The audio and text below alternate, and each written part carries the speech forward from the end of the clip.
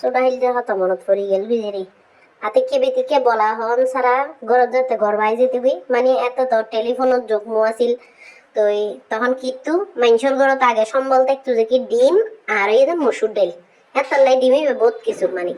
তো ওই ডিম বিভিন্ন আইটেম রান্না করে তারপরে মসুর ডাল আর গ্রামত তো শাকসবজি এনিয়ান ফায়ে যাইতো ইন বাজা ফোড়াই হইলে গর্বলরা হাবাই দিত খুশি হয়ে যেত আর এত ডিমই না এত বড় আছে যে মানে উগ্র রান্ধিলি উগ্র গোটাগুটি শেষ করতে কষ্ট হয়ে যেত তো আর এখন তো মানে এত তাই এখনের মতো ডিম এত অ্যাভেলেবল নো আছিল তো যার কারণে জায়গার ডিমরও বহুত হদর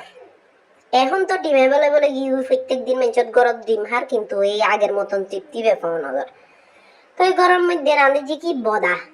বদা হয়ে জিরা আর সিটেঙ্গা অল হয় যে বদা এনে শুদ্ধ ভাষা তো ডিমই এমবি কোনো জানো তো সারগো বদা লই লইলাম বদা লই এর বাড়ির মধ্যে সুন্দর করে লবণ দিয়ে ফেডাই লইলাম ফেডাই লই এখন সুন্দর করে ফিট করে এর কি ভাজি লইলাম ভাজি এবার সাইড ভাগ করে চাইলে উগ্গ ভাজি করে দেখতাম কিন্তু হাতে কেন আলসেমি মিকেলার তো যার কারণে একবারে দি ফেলাইলাম উগ্গ ভাজি করে লইলে মানে বেশি ঝামেলা লাই আপতে তো সাইড কত ভাজি করি সাইকেল সমান পিস করে লইলাম যেহেতু আর 4জন মানুষ তো এই রান্নাই বে আর চিটেঙ্গে রান্না ন ইবে ওই যে উত্তরবঙ্গর জনপ্রিয় রান্না কি ডিম আলুর বলে ঘাটি তো যার কারণে ডিম ওই যে মেন উপকরণ মানে বদা আর কি বদা তো এই ভাজি ভুজি সুন্দর করে সাইড করে রাখি দিলাম এখন হচ্ছে সেই আমার ঐতিহ্যবাহী কড়াই দিয়ে দিলাম চুলাই কড়াই গরম হয়ে এলে দিয়ে দিলাম কি শুকনা মরিচ ফোড়ন খেঁচা মরিচ দিই তারপরে ছোট একটা পেঁয়াজ কুচি ছোট কয়েক কোয়া রসুন কুচি পরিমাণ বাড়াই দিবে যদি তোমার আর মানে ডিম বেশি হয় আলু বেশি হয় আর কি তারপরে লাল লাল করে ভাজিলে অন্য পরে আগে থেকে সিদ্ধ করে চটকিয়ে রাখা মানে কচালি রাখা আলু সুন্দর করে তেলের মধ্যে দিয়ে দিলাম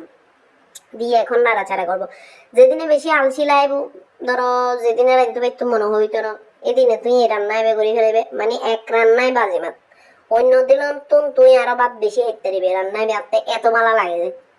আর ডিমেনেও দৌ আনাবাজিটা হাইন্য পারি কারণ মো আনাবাজি দিয়ে আর হদুগুনি বাদ কন যায় গলা চাটকে যাইবি তুই যারা ঘর জল ছাড়া হাইন্য পারে এইবার আইন্দু